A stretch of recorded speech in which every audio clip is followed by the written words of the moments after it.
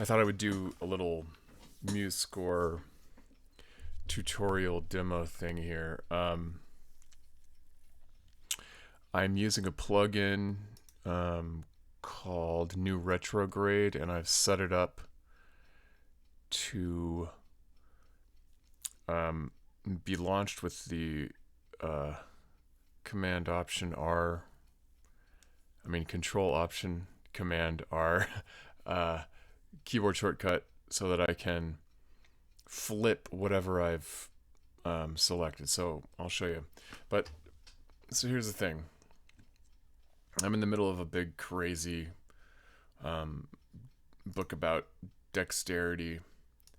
So first what I'm going to do is I'm going to lay out my page, the 4 pages that I'm going to need to use. So the first thing I'm going to do is I'm just going to put the bar lines every 4 bars, which I'm going to need for this particular section of this. So I need 4 of these per page, and they're 4 bars per example. So I'm just putting bar lines, and I don't really have a good keyboard shortcut for this right now, which is kind of terrible. Because everything would be so much easier if I could just do that.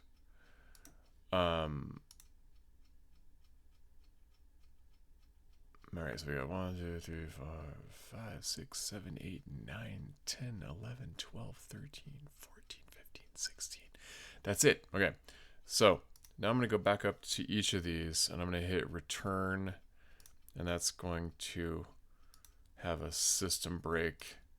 Okay, so now this one, though, I want it to be a page break, so I got to come down here and use the page break thing. Right, so I'm just going to do that till I got these 4 things set. 4 pages.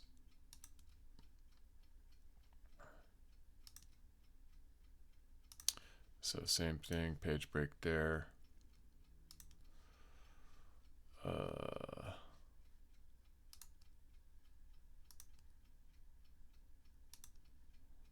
Oh, page break there, right? And one more.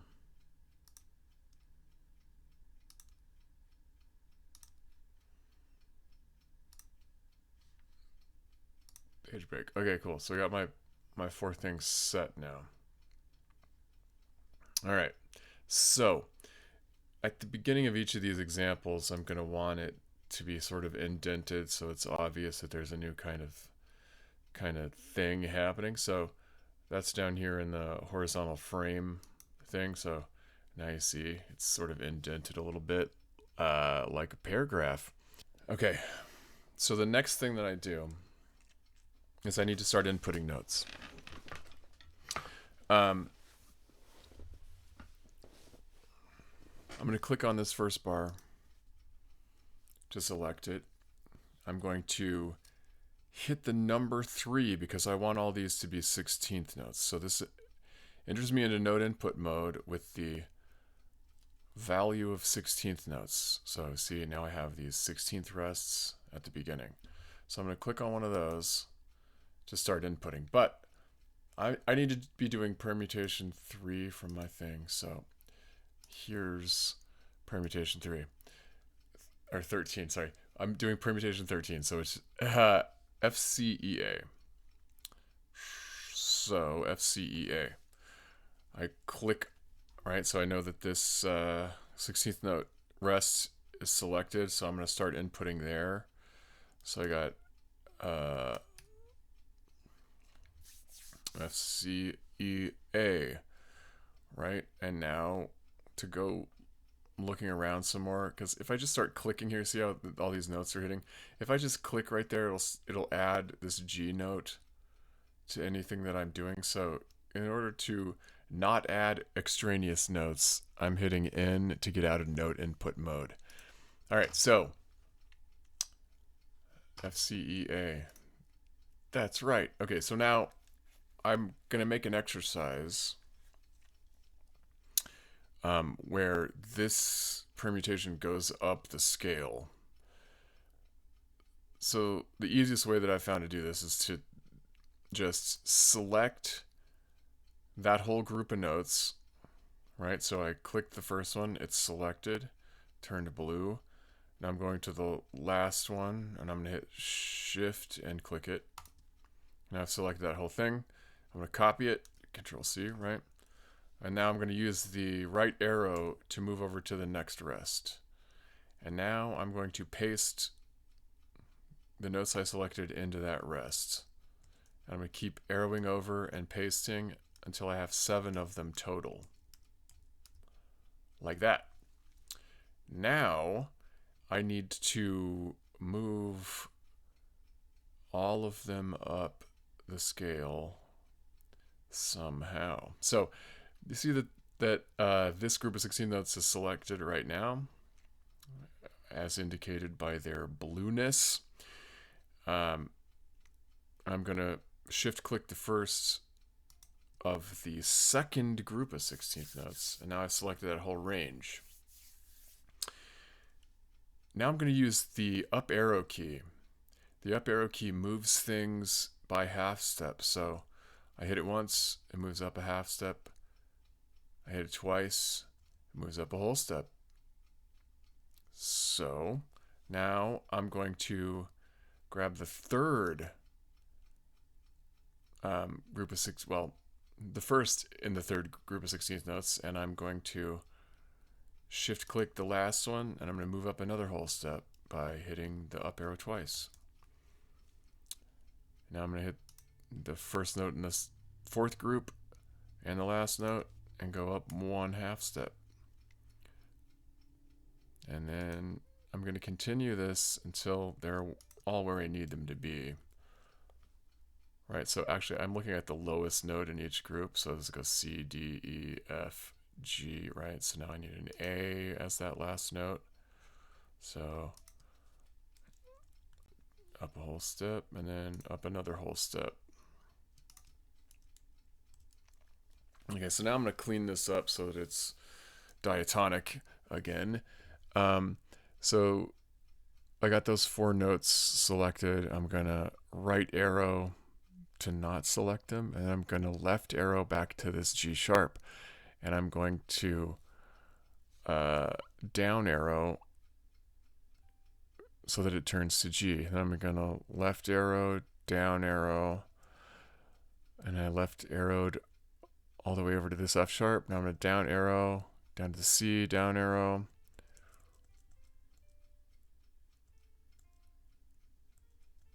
and so on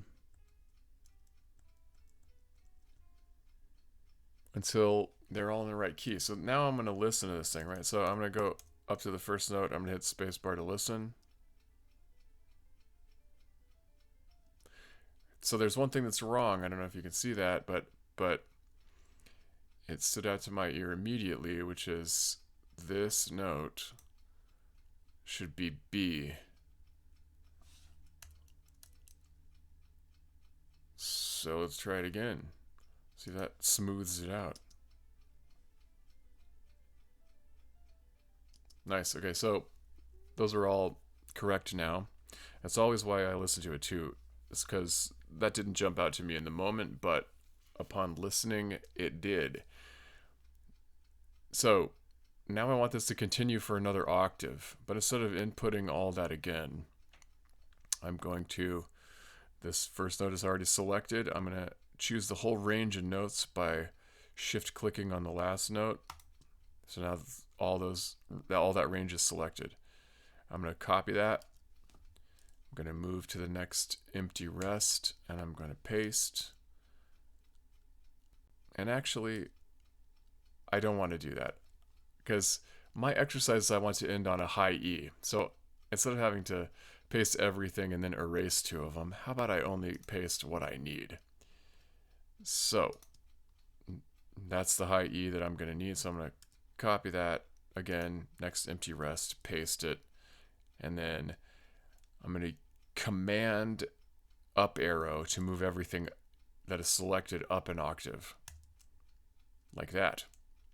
So now I'm going to right arrow over to the empty rest, and I'm going to enter note input mode by hitting the number 7, which is code word for, you see a whole note up here, and I'm going to hit the letter C because that's the note I need.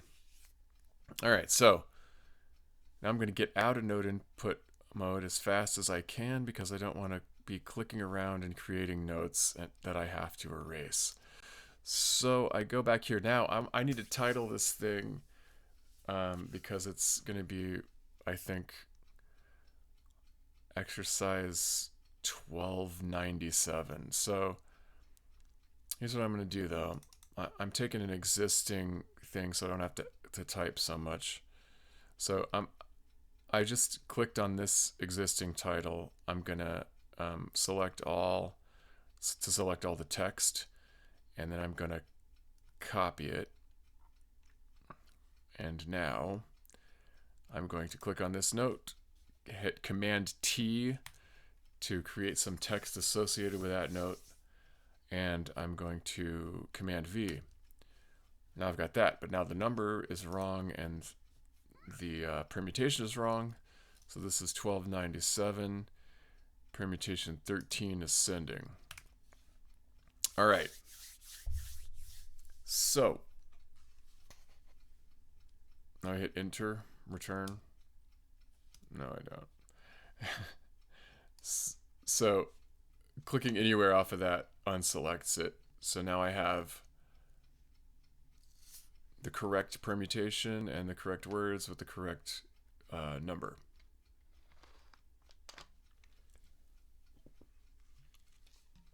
Okay. The next thing that I need to do,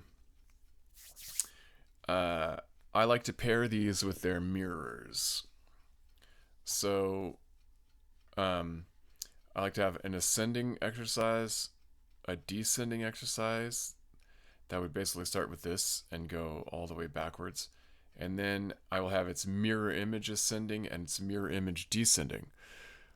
So I already know that if I take all of these, this whole range, right? So I clicked on the first one, shift clicked on the last one to select all of those. I'm going to copy that. I'm going to paste it here. No, here. Now, there's an interesting thing that happens with MuseScore is people write their own plugins, and you can access them via the search inside the MuseScore website. If you want me to do a tutorial about how to get this plugin installed, just let me know in the comments. So this one that I have is called New Retrograde. So when I hit Control Option Command R, interesting things happen. It retrogrades whatever is selected. So if I know that I have to have the mirror image of this coming down, all I do is select all of that as is selected right now, and then I go Control Option Command R and it flips it around,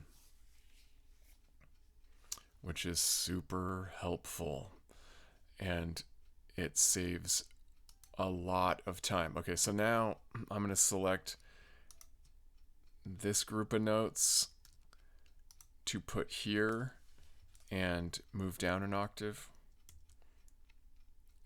And then the way that I've set up these exercises, it's my own corner I've painted myself into. I'm going to now hit 6 and the period to get in a dotted half note entry mode. And now I'm going to hit C again. And it adds the closest C. Okay, now I need to change all this text, right? So I got to get back out of note input mode. This will be 1300.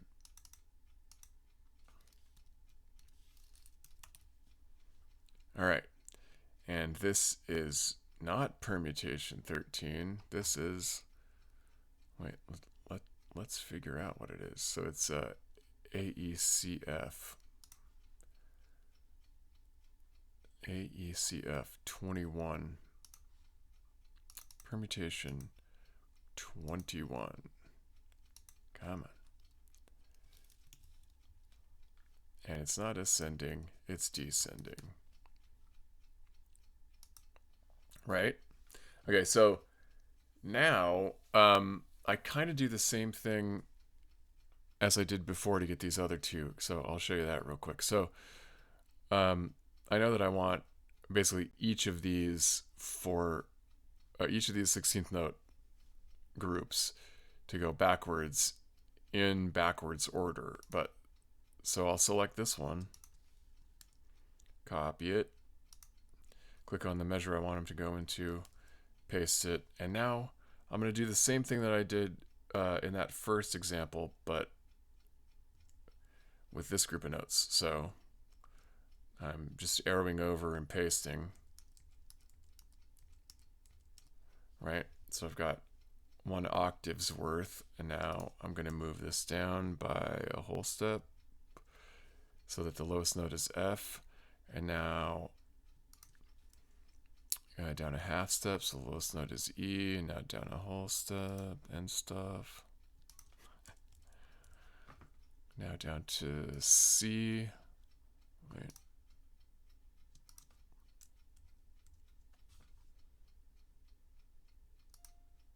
Now down to B. I don't know why it keeps doubling that note. Maybe you can't even hear it. Whoa, whoa, whoa.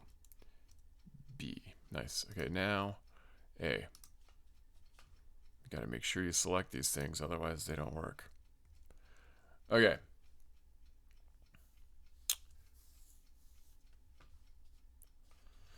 So again, let's look at the shape of this thing. We got down a fourth, up a third, up a fourth.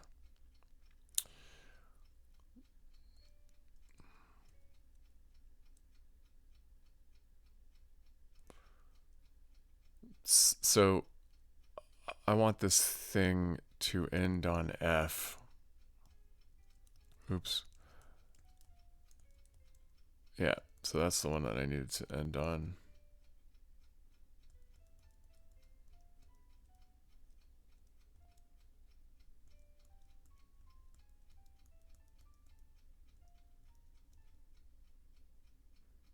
That's not it.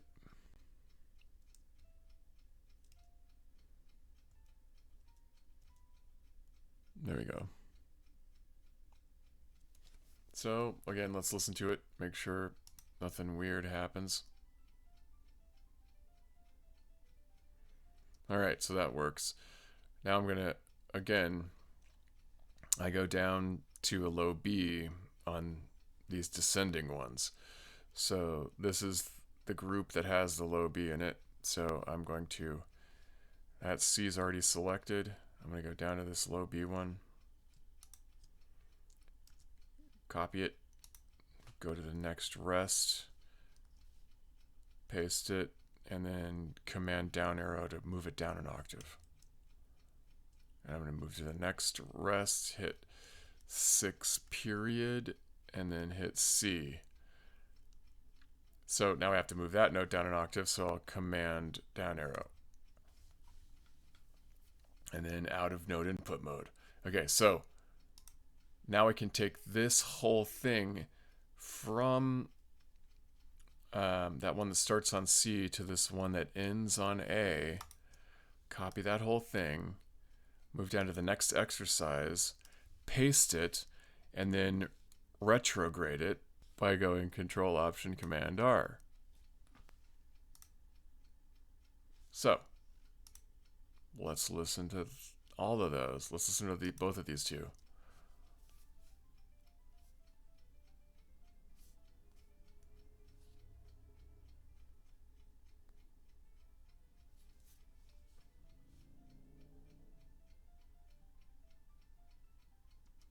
Nice. Okay, so one last thing, which is this, I'm going to enter this C whole note in here, right? So I select that measure, hit 7 to enter whole note mode, and hit the note C. Now, I don't like to have doubled C's at the ends of exercises. I know, it's my thing. So what I do is I tie these when they end on C like this. So the way that you tie something is you basically just hit plus, but to hit plus, you got to hit shift and equals, right? So that's this, and my tie has shown up. All right, now I'm going to go back out of note input mode, select this one. Actually, first, let's select this text, Command A, Command C. I'm going to select this note again, enter text mode, Command T, and then paste. Okay, so now I can edit it. So the thing that I wish this would do is if I hit Option and arrow in a normal text document on the Mac, it would go word by word. But for some reason, MuseScore doesn't obey system rules, which is annoying. Okay. Nice. Got that one. Now I got to go to this one and label it. So selecting that A, Command T. I'm just going to paste the same thing.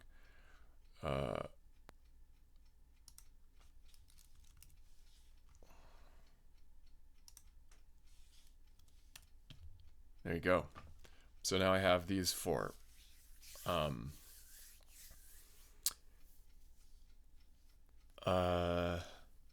That's basically an overview of how I do the whole thing. But there's many more. Actually, the last thing that I do is I clean up the bar spacing, because I don't like having a really stretchy bar of 16th notes and a really compressed bar of 16th notes. So I want them all pretty much uniform. So the way that I do that is you select the measure that you want stretched or compressed, and it's curly brackets, right? But it's shift square bracket to get a curly bracket, right? So if I go shift square bracket, so the left one makes everything scrunchier and the right one makes everything stretched out more. So I like them to appear pretty much uniform. Okay, so I'm going to do that with all these final bars, and you can hold it down and make it zoom around. And you know, like MuseScore's default spacing is kind of weird sometimes, so sometimes I do more than just the last measure, but it's generally just the last measure. And this one. And yeah, we're going to make it more like the middle of the page.